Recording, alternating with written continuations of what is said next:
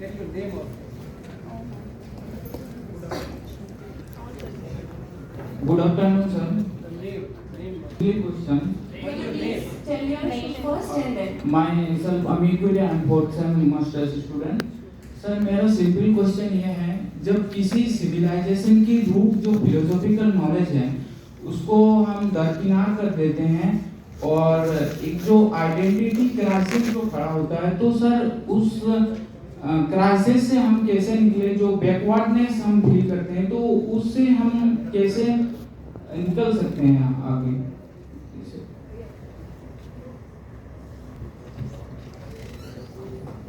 Good afternoon, sir.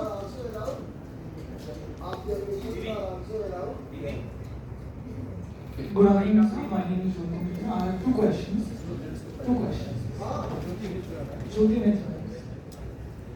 Sir, my first question also addressed by Professor Mohanty and my fellow mate, but I'll like little bit modify it and I'll have to ask it. That you said that there is no link between knowledge and identity creation or identity per se, and there is it when you link it, it creating issues.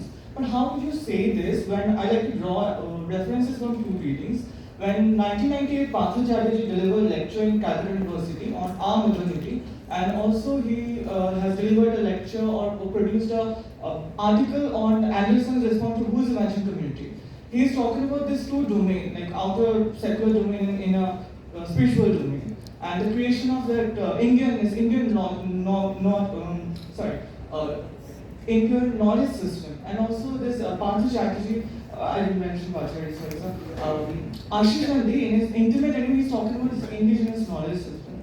So, how it is happening? Like, why the Indianness is created by this knowledge system? One question. And my second question is from deriving from it that you didn't quite address the knowledge power nexus that the knowledge power nexus that is popularly produced by this Foucault. So, if knowledge is happening to like this, and then this knowledge system came as a response to the colonial power that created Indian power as more of a resistance to the colonialism. So, and now we see 2014 onwards, then there is a stress in Indian knowledge system, particularly Hindu knowledge system, we say, or whatever you want to term it as in. So, why it is happening? Is it because India is still fighting for? We've got a sense of your question.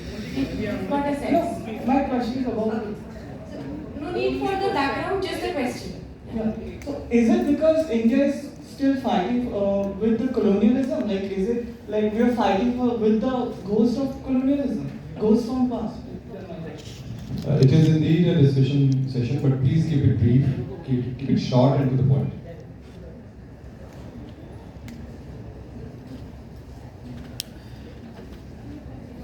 We want to accommodate as many questions as possible. It will be possible only if you are brief.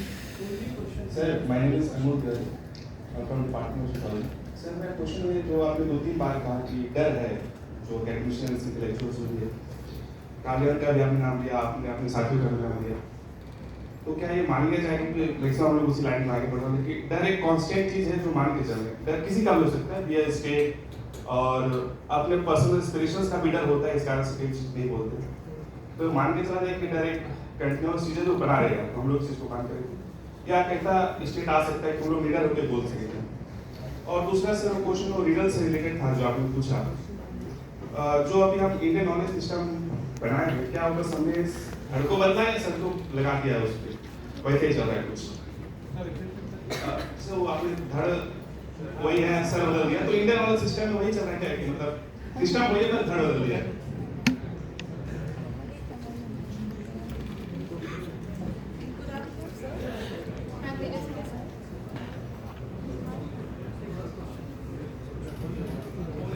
Good afternoon, sir. I'm Elsie Singh. And firstly, I really appreciate your point of view and your enlightening speech. So my question to you is, like, how do we integrate the ancient Indian knowledge traditions with today's modern education system, which solely focuses on economic needs and only on technology and modernity? Thank you.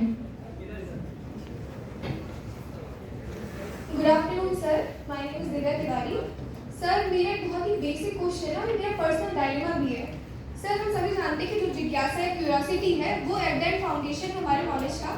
पर कई बार जब ऐसा होता है कि मैं बहुत सारी इन्फॉर्मेशन ले लेती हूँ, बहुत सारे ग्रुप से, बहुत सारे टेक्स्ट से या फिर करंट से जो भी हो रहा है, उसके बाद भी सर मुझे ये फील होता है मैंने नॉलेज गेन कर लिया है, जो कि कूप मंडूक वाली स्थिति हो जाती है कि frog in a ball.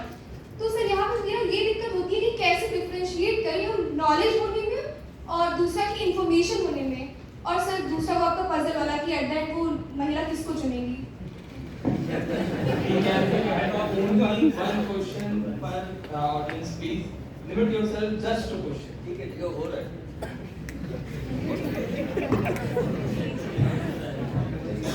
Sir मेरा नाम स्तुति है। सर मेरा एक क्वेश्चन है कि हमारे थियोरी में वुमेन की जगह होने के बावजूद हमारे आज के पॉलिटिकल सिस्टम या फिर पॉलिटिक्स ऑफ नॉलेज में वुमेन को उतनी जगह नहीं मिल रही है। आज भी फेमिनिज्म पे बात करें तो हम वेस्ट से कहीं न कहीं बहुत पीछे हैं। जब हम पीछे अपने टेक्स्ट को देखते हैं, इंडिजीनियस टेक्स्ट को, तो हमें हर जगह एक्सक्लूजन दिखाई देता है। तो कैसे हम पूरी तरीके से उस पर निर्भर हो जाएं या फिर उसको समझें? एक्सक्लूजन महसूस होता है हर जगह। Good afternoon, sir. I have two questions, very short question. एक तो जो अभी भैया ने पूछा कि थर्ड वही है सर बदल दिया about the political theory, and I was following your discussion. I mean the Yogendra Yadav when you were there, the Indian political theory. So अगर ये political theory है तो इसमें तो सभी का अधिकार होना चाहिए, ये किसी एक का नहीं हो सकता, भले वो प्लेटो हो, हेगल हो, वो ना वेस्ट के हो सकता है, भले चाइनीज political theory हो। So why we are using this prefix Indian political theory? I mean, what is the rationale? And the second question that you discussed कि भारत में religious departments universities में ना होना, आपके मैं रिफ्लेक्शन इस बारे में करना चाहता हूँ कि जो करंट पॉलिटिकल माहौल है जिसमें कहीं ना कहीं देखने को मिलता है कि धर्म को लेके कहीं ना कहीं एक आत्मविश्वास की कमी है, तो ये कितना संभव है कि हम उस तरफ को जाए? Thank you. Good evening sir, thank you for very insightful lecture. प्रश्न ये था मेरा कि इंडियंस की जो लाइन ऑफ थिंकिंग है, उनकी content, categories, concepts and communications, when they are completely relying on imposed all these things which are imposed by the Westerners throughout the colonial procedures and experiences. So how can we alienate ourselves from such things? And the second one is कि when you talk about कि through dialogue we can come out of this and we can create a knowledge which can be indigenous, so-called indigenous. But I believe indigenous itself is a derogatory remark for others. So when they have created a superstructure which is basically nurturing their own line of thinking, content, concept. So how? What is the space? हमारे पास क्या space है जब उनके पास उनका communication content, जैसे एजाज अहमद कहते हैं कि हम criticize करते हैं उनको लेके, उन्हीं के concepts और उन्हीं के terms को लेके, तो हमारे पास कितना space है इस dialogue के? Thank you.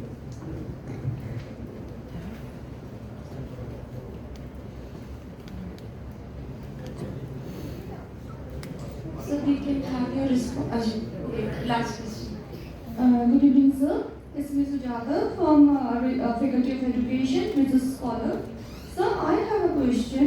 How can we materialize decolonization in Indian classrooms? And second of all is, how, if we are talking about indigenous knowledge system, how can we align Indian knowledge system with the Western-centric model? Because we are already accustomed to the Western-centric, so in that case, how can we align these two knowledge systems in our Indian curriculum? Thank you. Hello sir, मेरा नाम युवराज है sir. मेरा एक concern है और एक hypothesis ये sir, इसको मैं अच्छे से समझ नहीं पाता हूँ कि क्या है।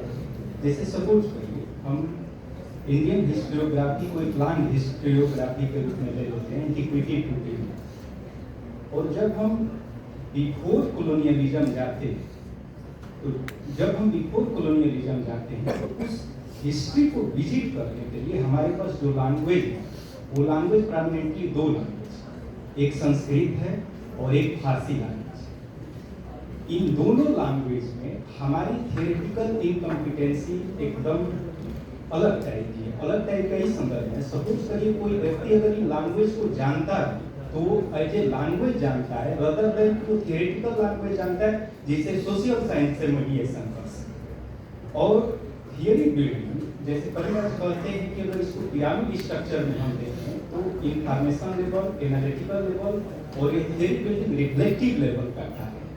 तो क्या ये संभव भी हो सकता है कि ऐसा एक सोसाइटी हमने नर्चर कर दिया है जहां जो भी एजुकेशनल सीरियस एजुकेशनल इंस्टीट्यूशन है, आप 1 से लेकर 12 तक के एजुकेशन को देखिए, जो भी in language basically Hindi language में भी जो इंस्टीट्यूशन चल रहे हैं वो एकदम डिवास्टेटेड।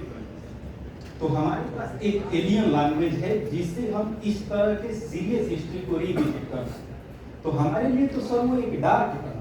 हम मान लीजिए कि हम पढ़ना चाहते हैं गांगेस को, रूप गोस्वामी को, अपनो बुक को, मधुसूदन सरस्वती को, तो इनको कैसे हम ट्रांसलेटेड लैंग्वेज की ओरिजिनल लैंग्वेज और कोई ओरिजिनल लैंग्वेज ना होने के बाद इवन सपोज करिए कि हम अपने डीन के पास जाते हैं और उनसे हम कहते हैं कि सर हम एक सीरियस कोर्स चाहते हैं भगवत गीता। मुझे लग रहा है कि इनके लिए वो हाईली अनकंफर्टेबल सिचुएशन होगा कि वो पॉलिटिकल साइंस, हिस्ट्री, सोशियोलॉजी में कोई ऐसा स्कॉलर रखते हैं जो उस लेवल पे जाके टीचिंग कर सके जो हम रिफ्लेक्टिव लेवल पे उस समस्या को रिजॉल्व करें। तो कैसे ये टेकल होगा जो स्ट्रक्चरल प्रॉब्लम है हमारे लैंग्वेज और language. Thank you, sir. Your responses.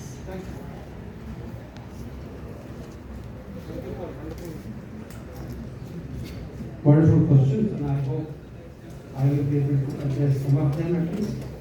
Not that I've answered all of them. I invite you. I also have many questions only. I have been questioning my professors, so this is an ongoing thing. I questioned Professor Randeep Singh, who was my professor, that what do you think of Indian philosophy? He said, there's nothing in that. And when he retired and from the end of his life, I asked him, कि दोबारा जिंदगी मिलेगी तो अब क्या miss कर गया आपने नहीं पढ़ पाया? तो he said Indian philosophy. So मैं भी उसी स्टेज पर मेरे सवाल करते करते यहाँ पे पहुँचा, आहिस्ता आहिस्ता आप लोगों को भी सवाल ही करना होगा। और मुझे लगता है कि ये रास्ता ढूंढना ही होगा क्योंकि हमारे पास ऑल्टरनेटिव नहीं है अभी। और एक मैं ये मानता हूँ कि दुनिया को इंडियन फिलोसफी की अभी ज़रूरत है।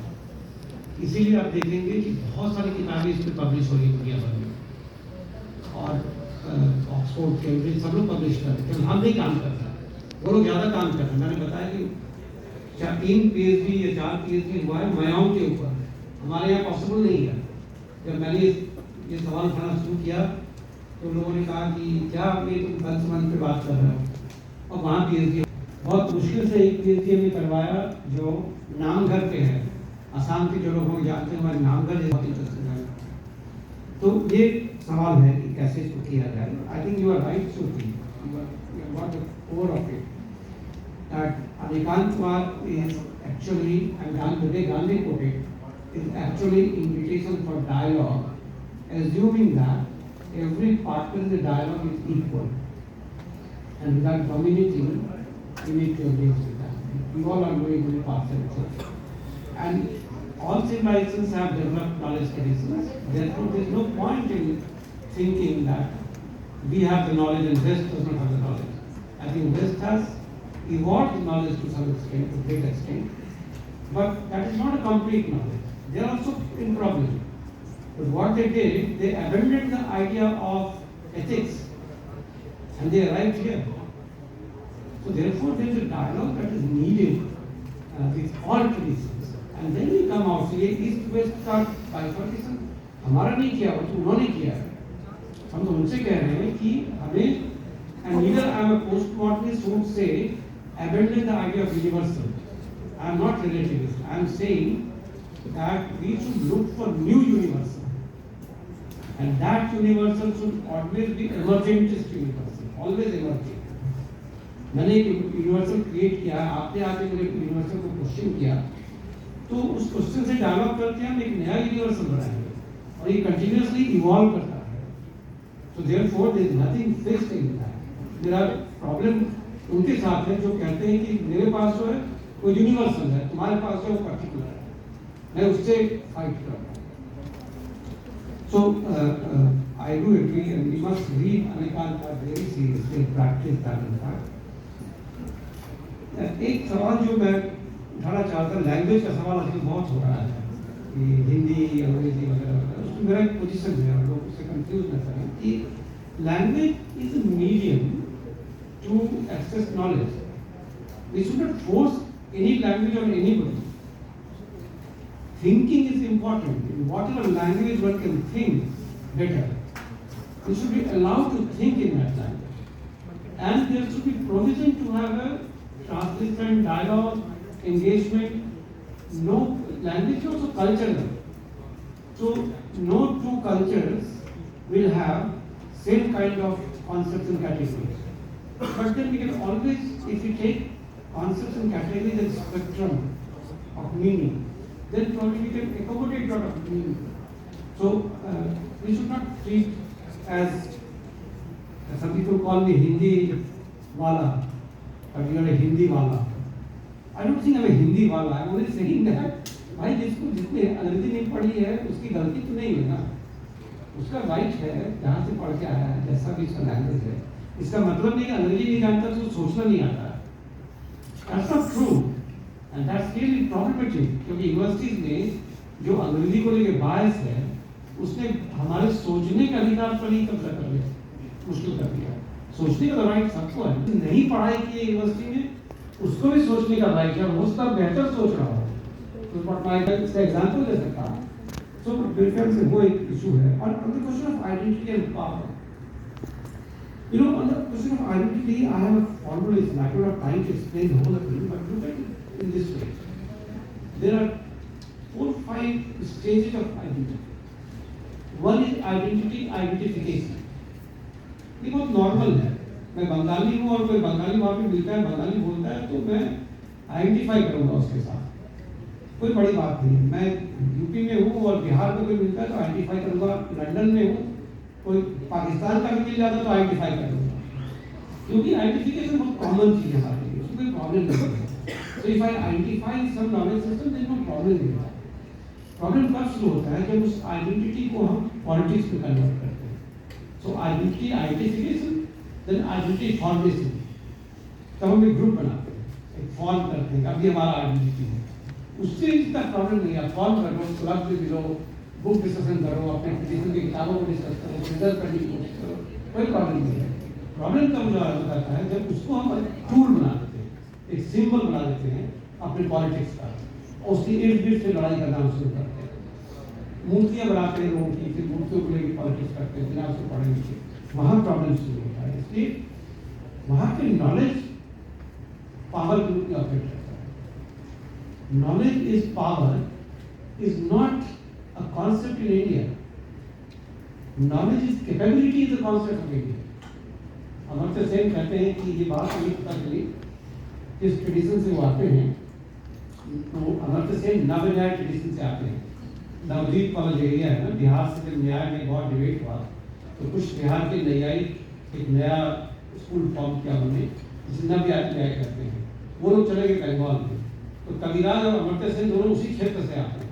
तो एक्नॉलेज करते हैं, उसका बड़ा इम्पैक्ट हमारे सोचने के तरीके पे है. तो ये इम्पोर्टेंट है कि हम नॉलेज को एज कैपेबिलिटी में सोचें. एक बड़ी अच्छी कहानी है, आपने जो पढ़ी होगी, नहीं तो पढ़ लेना जरूर. मंत्र, इसने पढ़ी कहानी मंत्र, प्रेमचंद की कहानी. उस बूढ़े आदमी का नॉलेज पावर नहीं है. उस बूढ़े आदमी का नॉलेज जो है ह्यूमन लिबरेशन के लिए है. उसके लिए शब्द है इल्म. इल्म बेचने की चीज नहीं है. बहुत लोग अच्छे से मिलेंगे तो कहेंगे मैं इसको बेचूं तो बहुत धनी हो सकता हूँ, बेचना ही मुझे अलाउड नहीं है क्योंकि ये इल्म है मेरे पास.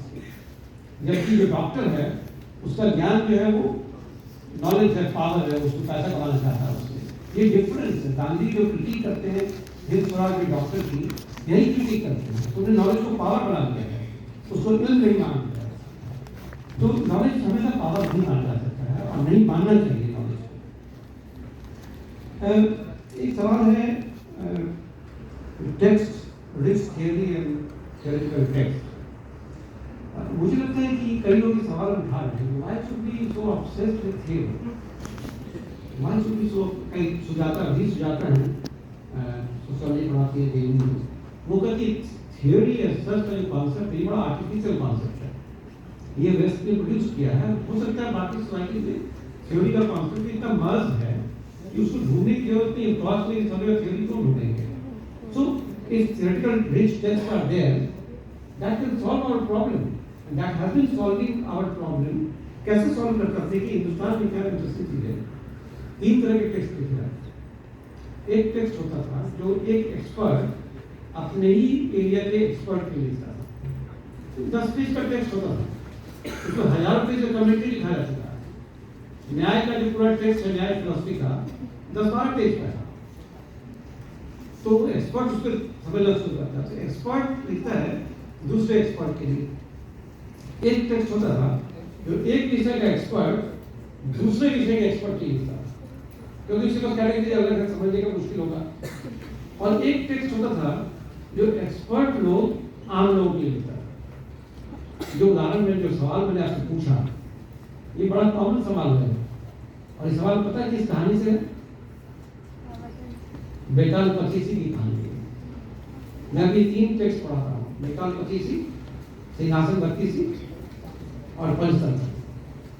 कमाल का टेक्स्ट है। मैं गेस करता हूँ क्यों लिखा गया होगा, क्योंकि जिस तरह से रूलर्स रूल करते थे, जिस एथिक्स के साथ, वो कॉमन सेंस कैसे बने, तो कहानियों के थ्रू कॉमन सेंस बन सकता था। उसमें ऐसे सारे बेताल पचीसी में 25 पजल्स हैं और बड़े कमाल के पजल।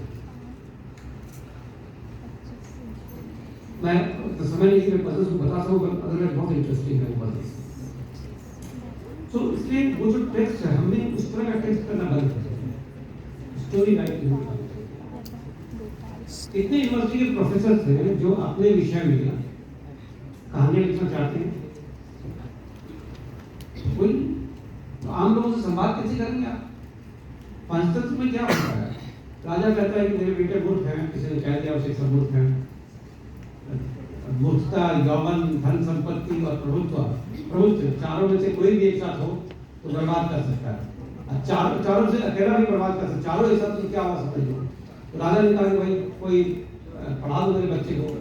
एक बंदा आया जो 80 साल का बुआ था, उसने कहा मैं सब पढ़ा लिया, तुम्हारी संपत्ति के मैं क्या करूँगा? राजा का बहुत संपत्ति दूंगा, लेकिन मैं कोशिश करता हूँ। और फिर उसने कहानी लिखी थी, और मैंने हाल में डिस्कवर किया this is supposed to be a complementary text to Kautilya Artha. These are two complementary texts, so you can understand Kautilya Artha through Panchtantra also. हमने क्या किया, उसको चीज फाड़ के अलग कर दिया। सारी कहानियां अलग अलग हम जानते हैं, तंत्र को नहीं जानते हैं। ये पंचतंत्र है, 5 तंत्र है जो कंप्लीट स्टोरी है, और हम एक एक कहानी को जानते हैं और फिर उससे पूछा जाता है बताओ इस कहानी का वर्णन क्या है। तो हमने पूरे सिस्टम को ही डैमेज किया है। सो इसलिए इस वेस्ट के बारे में बात करें सर, आप देखिए, मुझे लगता है कि ये reverse orientation is not a solution that we have already spoken to. Civilization भूख और फिलोसॉफिकल नॉलेज का जो सिविलाइजेशन भूख है और कॉन्फिडेंस की कमी है हमारे अंदर, उसको कैसे डील करें? पहला सवाल किसी ने पूछा है। We need to have confidence. Lack of confidence can only build with confidence. वो कॉन्फिडेंस कैसे आएगा? हमारे अंदर कॉन्फिडेंस क्यों नहीं आता है? क्योंकि जब हम चाहते हैं कि कोई दूसरा हमें एक्नॉलेज करे, रिकॉग्निशन चाहिए, वो किससे? विदेशी यूनिवर्सिटी में रिकॉग्निशन चाहिए। विदेशी जर्नल में पब्लिश हो गए तो बहुत अच्छे हो गए। मेरा सवाल उल्टा रहता है कि तुम्हारे काम का हमारे लोगों के लिए क्या उपयोग है? इसका एक इवैल्यूएशन प्रोसेस होना चाहिए। यूनिवर्सिटी में सिस्टम बनाना चाहिए कि आपने जो रिसर्च किया है उस किसके काम आ रहा है, उस पर एपीआई डिसाइड करना चाहिए। तुलसीराम भी हमारे यूनिवर्सिटी में थे, उन्होंने आत्मकथा लिखी मुर्दैया। मैंने एक बूढ़ी महिला को दिया जो कि अपर कास्ट की थी, वो पढ़ के रोने लगी। उसने कहा कि मैं जितनी जिंदगी मेरी बची है मैं प्रायश्चित करना चाहती हूँ। ये इम्पैक्टेड टेक्स्ट था, दैट शुड बी इवैल्यूएटेड, और वही हमें कॉन्फिडेंस दे। एक ही ऐसे कॉन्फिडेंस को वो फॉल्स कॉन्फिडेंस है। लेकिन अब है उसको क्या कर सकते हैं, हमारे यूनिवर्सिटी ने तय कर दिया है no link between power, knowledge and identity. I think, as I said, there is a link between power and identity, knowledge and identity. But that link should not be converted into identity politics of knowledge. क्योंकि identity politics of knowledge जैसे ही हम करेंगे, हम other create करेंगे, exclusion करेंगे. Identity का क्या logic है? जैसे बताई कई स्टेज है. आखिरी स्टेज में क्या होता है? Create an other. The more we attack the other, more we consolidate ourselves. इसलिए हम अटैक करना शुरू करते हैं. तो नॉलेज के साथ अटैक करने के बदले यदि आपके पास सब कुछ नॉलेज है, तो उसका लिबरेटिव डायमेंशन को आप बताइए कैसे लिबरेट होगा. And nobody will say no to your knowledge if it liberates you. मैं अभी बीमार हूँ और आपको मुझे पता चले कि आपके पास एक नॉलेज जो मुझे ठीक कर सकता है. आप इंग्लैंड से हो कि अमेरिका से भी फ्रांस से कोई फर्क पड़ेगा क्या मुझे, या हरिद्वार से या ऋषिकेश से मुझे ठीक कर दो, मुझे नहीं चाहिए. तो मुझे लगता है knowledge is liberating thing. So therefore ये जो नॉलेज पावर नेक्सस है, ये नेक्सस कैपिटलिज्म का खेल है. तो कैपिटलिज्म नॉलेज को कमोडिटी बना दिया है और हम लोग भी अपने नॉलेज को कमोडिटी का यूज करना चाहते हैं. पाइथागोरस के स्कूल में जब कोई पढ़ने जाता था और पूछता था कि जो आप नॉलेज दे रहे हो उससे क्या फायदा होगा, तो पाइथागोरस कहते कुछ पैसे दे के इसको विदा करना, कि नॉलेज से फायदा कमाना चाहता है. तो नॉलेज फायदे की चीज नहीं है. बट ऑफ कोर्स हमें नौकरी वोकरी करनी है, वो तो जिंदगी चलाने के लिए करना पड़ेगा. But that should not be treated as source of knowledge. वो इंफॉर्मेशन साइंस चाहिए इंटरव्यूज में. इसलिए मैं कहता हूँ कि एडमिनिस्ट्रेटिव सोशल साइंस में इंफॉर्मेशन चाहिए, वो ट्रांसफॉर्मेटिव नहीं है. उस नॉलेज से जो नॉलेज आपके कहते हैं या विद्या थोड़ा विमुक्त है. विद्या तक विद्या है, किसी की मुक्ति आप कर सकते हो नहीं है, जानना चाहेंगे. अपनी मुक्ति तो आपने सारी वाली लेके कर ली, लेकिन दूसरे किसी काम की आपको नॉलेज आ रहा है नहीं आ रहा. किसी ने मुझसे पूछा कि आप क्या पढ़ाते हो, मेरा पॉलिटिकल साइंस. मतलब जो बच्चे पढ़ते हैं फिर क्या करते हैं, मैंने कहा वो फिर पढ़ाते हैं जगह जगह जाके. कमाल चीज पढ़ाते हो आप, पढ़ाते हो फिर वो पढ़ाते हैं. ये कौन सा काम करते हैं? तो कोई यूज ही नहीं करेगा. In fact we are so irrelevant that state can throw us in the street anytime and the people will say nothing. And if we go with the degree that we have to the people, कोई एक पैसा दे दो तैयार नहीं. Thankfully state कुछ दे देता है. तो इसलिए हमें सोचना पड़ेगा कि क्या करें, हमारे नॉलेज को कैसे वैसा बनाए कि वो लोगों के लिबरेशन के काम, ह्यूमन लिबरेशन के काम. अनमोल एक डर जो है ना, ये डर मुझे लगता है थियराइज करने की जरूरत है. हमारे पॉलिटिकल थियरिस्ट लोगों ने अपने डर को थियराइज नहीं किया. डरते क्यों हैं और उस डर से मुक्ति कैसे होगा. मुझे ऐसा लगता है कि एक बार मैंने सोच लिया कि मुझे कुछ चाहिए नहीं तो मेरा डर खत्म हो गया. इसलिए मैं जो मर्जी बोल रहा देखा जाएगा जो. तो ये डर तभी होता है जब हम कुछ चाहते हैं, और ये चाहना जो है ये इतना ज्यादा है, मुझे पता नहीं लोग इतना क्यों चाहते हैं. बहुत कुछ चाहते हैं, इतना चाहते हैं इसलिए सीमा ही नहीं है. चाहते ही जा रहे हैं. तो वो जो कंज्यूमरिज्म हमारे अंदर घुसा है, वो कंज्यूमरिज्म भी एक डर को पैदा करता है. और जो बौद्धिक स्वतंत्रता होनी चाहिए हमारी, जो एकेडमिक फ्रीडम है हमारा, वही डर को खत्म करता है. और उसके लिए एजेंसी करनी पड़ती. मेरे ख्याल से गांधी का डर क्यों खत्म हो जाता था. आप सोचिए नवाखाली में मारकाट मचा हुआ है. गांधी वहाँ जाते हैं, बिरला जी कहते हैं कि आपको आदमी भेजते हैं आपको सेवा के लिए. वो कहते हैं मुझे नहीं कुछ कर जाएगी, मैं अकेला ही जाऊँ. उनका डर क्यों नहीं रहता, कभी डरे नहीं. क्यों? क्योंकि चाहिए नहीं था कुछ भी. गांधी जब लोग कहते हैं, मेरी कोई दोस्त की ग्रैंड मदर से बात होती थी, बताती थी कि जब गांधी उपवास करते थे उनके गांव में लोग उपवास करते थे. गांधी बना रखा है बीएचयू, डरे नहीं कह रहे जो कह गए बीएचयू को उद्घाटन में, एनिमेशन नाराज हो गए. और किसी जमींदार के बच्चे का जन्म हुआ था, उसको छठी वट्टी कुछ था, उसने गांधी को बुलाया. तो उस बच्चे को बहुत सोना से लादा गया था, तो होता जाएगा. तो गांधी ने कहा इसका घर घूम जाएगा, सोना निकालो. सारा सोना निकालो तो कुटरी बांध के लेके चल. उसको कोई डर नहीं लगा तो क्या कहेगा, और ना किसी को हिम्मत हुई कि तो कह नहीं कहाँ ले जाते। ये डर मुझे लगता है कि वहीं से निकल सकता है। बेरोजगार नहीं क्या, बेरोजगार नहीं। The assertion of our is the core idea. Once we start asserting our agency, I think we will overcome that fear.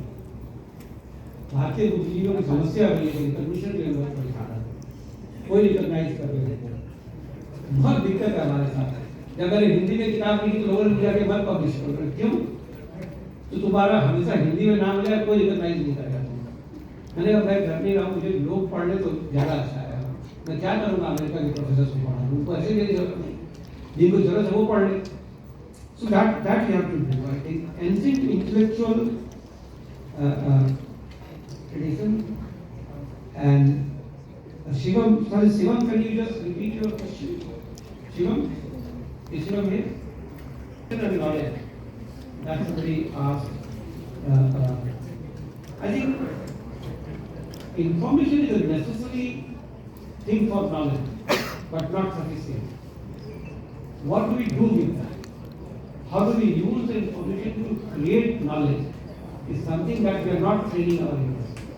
हमारी यूनिवर्सिटी का जो पूरा सिस्टम है, स्कूलों का पूरा सिस्टम है, वो इंफॉर्मेशन बेस्ड सिस्टम हो गया। अब तो पता नहीं क्यों दिल्ली के हिंदुस्तान में प्रॉब्लम पीएचडी के एडमिशन के लिए इंफॉर्मेशन बेस्ड एग्जाम होता है। कमाल है, उनको भी वो रट के आते हैं वहाँ पे, और जब बहुत स्कोर लेके आते हैं, जब बातचीत हमारी होती है तो पता चला कि कुछ भी नहीं आ रहा है, कुछ आगे नहीं कर पा रहे। ये इंफॉर्मेशन मेरे ख्याल से हमारा प्रॉब्लम है, कहीं हमें उससे निकलना पड़ता है, कैसे उसको कन्वर्ट करें, कैसे हम खुद की लाइफ में उसको लाएं। This I think we have to think of. Yes, Shruti, women and individual feminism, right? That's a big question. I think on the question of feminism, our feminists have not approached the traditions properly. All traditions have been exploitative and hierarchical, anywhere in the world. Why it happens? When you produce a knowledge, there is a ruling class which uses the knowledge for its benefit. What Ambedkar says, religion of principles and religion of rules. So we really have to get into the principle of things. So if I am saying all human beings are creative beings, they have immense potential to be creative, are women not human beings? So raise this question. So therefore, probably at some stage, patriarchy has used all possible resources to construct an idea that has to be broken. If any idea is not for universal human liberation, that must be abandoned, as simple as that. Whichever tradition it belongs to does not matter. I think more idea to examine traditions is this one. Be it women, be it physically challenged, be it the bottom, the last person of society. So I think Marxists often stated that liberation of one, or freedom of one, should be guarantee of freedom of all. And freedom of all should be guarantee of freedom of one. That is very dynamic idea to re-examine all philosophies and all theories. Sorry, just take 2 more minutes and I think. How can we separate this political theory universal? I think I already answered that question. That we should look for new universal, emergentist universal.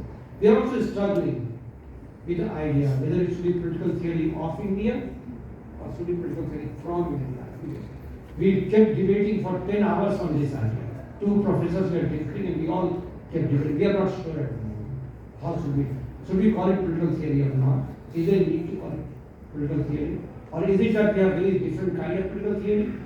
I am at the moment of the opinion that we are dealing with critical theory which has to be universal, and whatever theory comes from India should enter a dialogue with other theories, and we are creating new universes. That's what I would suggest, but yes, that's a problem.